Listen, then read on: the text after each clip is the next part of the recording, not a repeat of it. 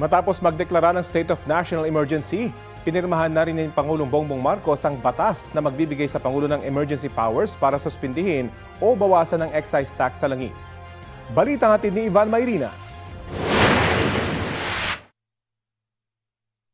Pirmado na ni Pangulong Bongbong Marcos ang batas na magbibigay sa kanya ng kapangyarihan para suspindihin o bawasan ng excise tax sa langis.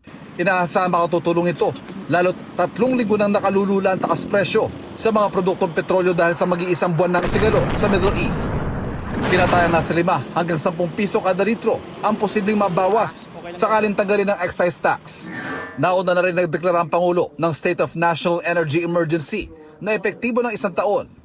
Sa presidential address, idiniin ng Pangulo na ang problema ay partikular lamang sa presyo at supply sa sektor ng enerhiya at hindi pangkalahatang problema sa bansa. Binibigyan nito ang ating pamahalaan ang mga kapangyarihan kumilos ng mas mabilis, bumili ng langis ng hindi na kailangan na dumaan pa sa matagal na proseso at pagsamahin ang lahat ng ahensya sa isang direksyon. Those are the authorities and the powers that we might need in the future and we would like to have available to us. Maaari nang makialam ang pamahalaan sa supply at presyo ng kuryente para hindi ito masyadong magmahal. Dahil that's the authority that the EO in its declaration of a energy emergency provides the executive. Ang nagbabadya raw na malaking problema ay kapag umabot sa kritikal ang supply ng langis. Sa Executive Order 110, tinukoy ang Department of Energy Act of 1992 kung saan maaaring ideklara ng Pangulo na kritikal na o nanganganib ng supply ng enerhiya at maaari ito magpatupad ng Fuel at Energy Allocation Plan. Sa nasabing batas, nakasaad sa ganitong panahon, maaaring magpatupad ng Fuel and Energy Allocation Plan at iba pang hakbang gaya ng pagrarasyon ng fuel at iba pa. Inilatag sa EO ang tinawag na Uplift o ang Unified Package para sa kabuhayan, industriya, pagkain at transportasyon. Binuo rin ang Uplift Committee na pangungunahan ng Pangulo. Imomonitor nito ang galaw at pamamahagi ng supply ng petrolyo, pagkain, agri-products at iba pang pangunahing pangailangan.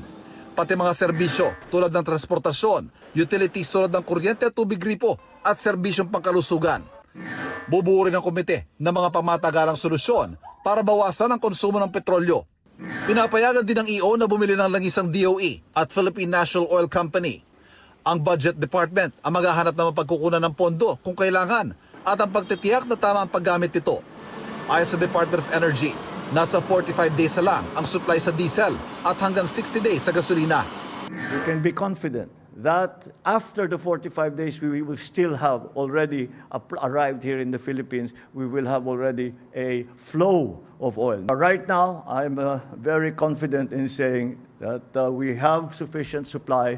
We will continue to source those supplies, and I do not think that there is a problem. Oo nga't may supply pero kakayanin ba ang presyo? Lalo't ngayon pa lang, hirap na ang maraming Pilipino.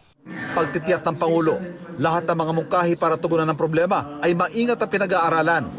Dahil sa Oil Deregulation Law, hindi kontrolado ng pamahalaan ng presyo ng mga produktong petrolyo. Pwede i-take over ng gobyernong oil companies kapag ideklara ang isang national emergency. Pero nang tanongin ng Pangulo kung isa ito sa mga pinag-aaralan, ang sagot niya, I don't want to get into that discussion. tingin naman ng ilang senador tila nahuli ang pagbuo ng Crisis Committee para sa State of National Energy Emergency. It's a little bit too late kasi isang buwan na.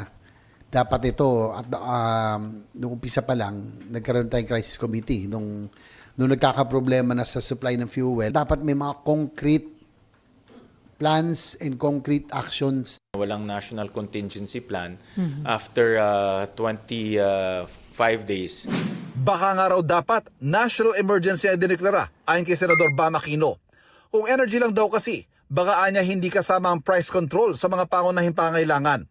Naniniwala rin ang ilang senador na dapat idamay sa mabibigyan ng ayuda ang middle class. Sila talaga yung